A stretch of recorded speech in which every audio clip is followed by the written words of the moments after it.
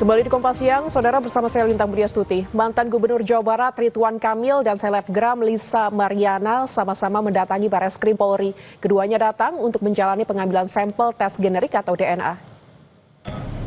Selamat pagi.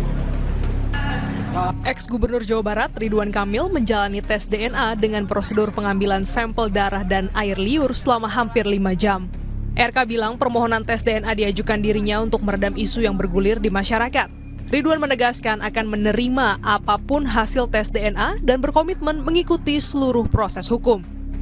Dan kita sudah mengirimkan surat permohonan ini sudah lama.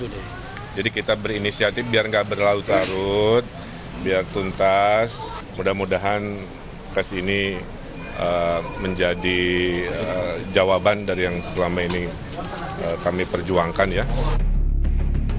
Sementara itu, Lisa Mariana berharap proses tes DNA bisa berjalan dengan transparan tanpa adanya rekayasa. Pengambilan sampel berjalan dengan lancar, alhamdulillah. Oh enggak. Beda lantai ya. Harapannya apa? Tapi berharap bertemu nggak Mbak tadi Mbak? Enggak.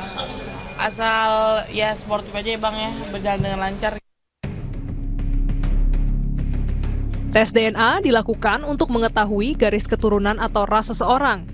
Tes dirancang untuk mengidentifikasi perbedaan dan persamaan antara gen yang diuji. Untuk melakukan tes DNA, pertama pemohon memilih tes DNA yang diperlukan. Selanjutnya, membuat jadwal pertemuan untuk mengambil sampel. Tes DNA legal memiliki persyaratan pengumpulan khusus untuk memberikan keyakinan dalam konteks hukum bahwa sampel yang dikumpulkan dengan tepat dan tidak terjadi manipulasi. Ketiga, tes DNA dikirim ke laboratorium.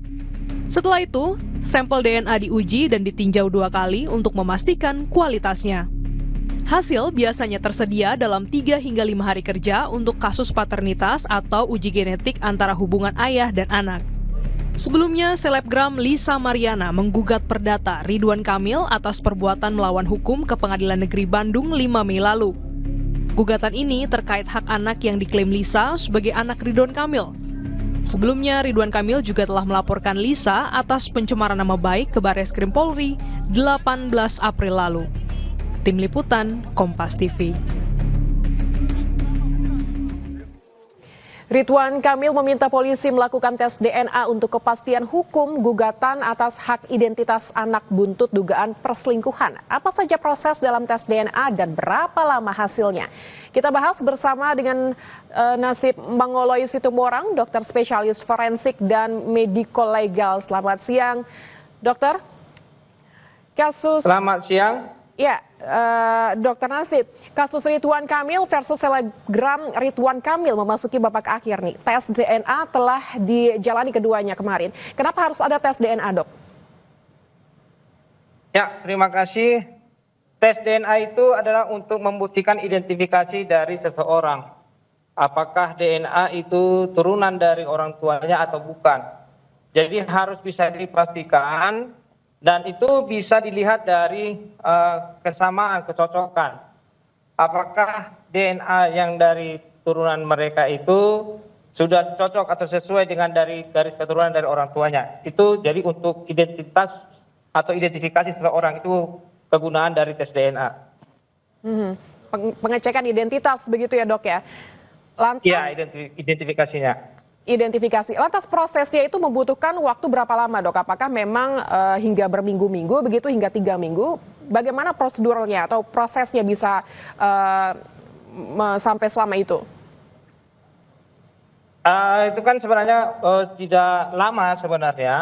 Tapi kan hanya untuk pengambilan sampel itu yang dibutuhkan. 1, sampel kan diambil ada 3. 1, sampel daripada yang mau dipertanyakan. Yang kedua adalah sampel dari si ayah, yang ketiga adalah sampel dari si ibu.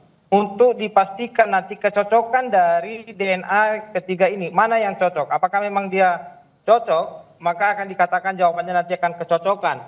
Nah, lalu setelah diambil sampel itu dan itu harus dipastikan bahwa sampel itu tidak bisa dimanipulasi. Contoh, itu sampel diambil. Dan yang mengambil itu harus memang betul-betul sampel itu adalah sampel si A itu yang dibawakan sampai nanti kemasukan ke laboratorium. Jadi jangan sampai dimanipulasi atau terganti. Itu yang kita harus dijaga. Maka penyidik harus betul-betul memastikan balik itu harus bisa yang mereka ambil sampelnya itulah sampel yang harus disampaikan ke laboratoriumnya. Memang memungkinkan ada manipulasi itu di tengah-tengah proses DNA ini, Dok? Semua bisa memungkinkan terjadi. Maka itu yang harus dikawal betul, harus itu diikuti. Sehingga kalau penyidik, kalau ini kan ada contoh ya kasus untuk sudah ditangani oleh penyidik, maka penyidik itu harus mengkawal ini sampai ke tingkatnya ke laboratorium yang dibutuhkan. Jangan sampai nanti sampel ini tertukar atau ada hal-hal yang lain yang bisa membuatnya menjadi bias hasilnya nantinya. Jangan sampai jadi bias begitu, harus benar berhati-hati dalam pengambilan sampel. Lantas sampelnya ini apa saja, Dok? Apakah benar bisa mewakili dari air liur dan darah saja, atau kita bisa mengambil dari sampel-sampel lain begitu dari sang ayah dan ibu? Ya, bisa dia diambil, yang penting ada intinya. Dia bisa diambil dari air liur, dari rambut, dari darah, dari badan yang memang yang lebih kuat untuk mendapatkan sampelnya. Yang lebih kuat itu adalah contohnya diambil dari air liur. Itu lebih gampang untuk mendapatkan gambaran-gambaran DNA-nya nanti. Baru bisa dicocokkan. Nah itu biasanya memang kalau tergantung, makanya dibilang sampai dia 3 minggu, ya saya kira itu tergantung kepada pengambilan sampelnya ke lamanya sesuatu. Oke, bagaimana? Seperti itu. Oke, Dokter Nasib, saya ingin bertanya terkait dengan tingkat akurasinya nih, Dok. Bagaimana tingkat akurasi dari tes DNA ini dengan sampel, kalau kemarin adalah dari darah dan air liur, itu tingkat akurasi tes DNA dengan sampel tersebut seperti apa? Apakah memang benar-benar valid begitu? Atau mungkin ada kemungkinan ada miss atau kesalahan-kesalahan begitu yang mungkin bisa saja terjadi? Nah, kalau dari rambut dan air liur itu akurasinya sudah tinggi. Kalau saya katakan dia akurasinya sudah sampai 90% itu. Akurasi kalau yang ambil air liur dan darah. Oke. Terakhir nih, Dokter, perlukah lembaga independen lain untuk membandingkan hasil tes DNA polisi begitu? Dan penjabarannya akan seperti apa nanti? Kalau pemeriksaan tes DNA itu saya rasa tidak perlu untuk lembaga yang lain.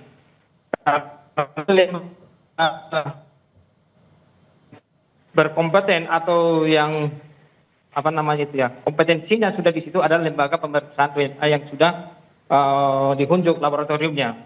Jadi tidak perlu lembaga yang lain supaya nanti akan menjadi bias dan menjadi banyak nanti ide pendapat-pendapat yang bisa membuat bias kemana-mana, padahal hanya satunya lembaga, ilmunya sama satu, pemeriksaannya masih tetap satu, metodenya pun masih tetap satu. Oke, Dokter, hasilnya nanti bentuknya akan seperti apa? Apakah kita membacanya positif negatif atau identik tidak identik? Seperti apa bentuk hasilnya nih, Dok? Biasanya hasilnya itu dikatakan 90 atau berapa persentase daripada identiknya dari antara sampel dengan identiknya dengan sampel pembandingnya. Jadi dia persentasenya dibuatnya. Kalau dia contohnya dikatakan 90%, berarti dikatakan identik. Atau ada yang mengatakan 76% biasanya, maka akan dilakukan pemeriksaan kedua. Nah, itu biasanya hasilnya. Berarti bentuknya adalah presentasinya begitu ya, Dok ya? Presentasi identik atau tidak begitu? Identik atau iya. Baik, terakhir, Dok, ini intinya sebenarnya prosesnya ini yang urgent harus dikawal di proses mananya? Apakah pengambilan sampelnya atau pas diuji laboratoriumnya? Di pengambilan sampel dan penghantaran sampel sampai kepada laboratoriumnya. Oke. Itu yang harus dikawal. Kalau di laboratoriumnya kan sudah tekniknya sudah sama. Oke, kita akan nantikan nanti hasilnya ya, Dok, terkait dengan uji DNA dari Ridwan Kamil dan Lisa Mariana. Terima kasih Dr. Nasib Mangoloi Sitomorang, dokter spesialis forensik dan mediko legal. Terima kasih, Dokter.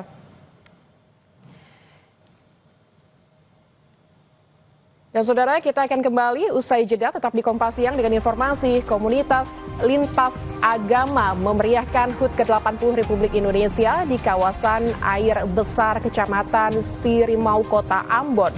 Informasinya hadir di segmen Cerita Nusantara.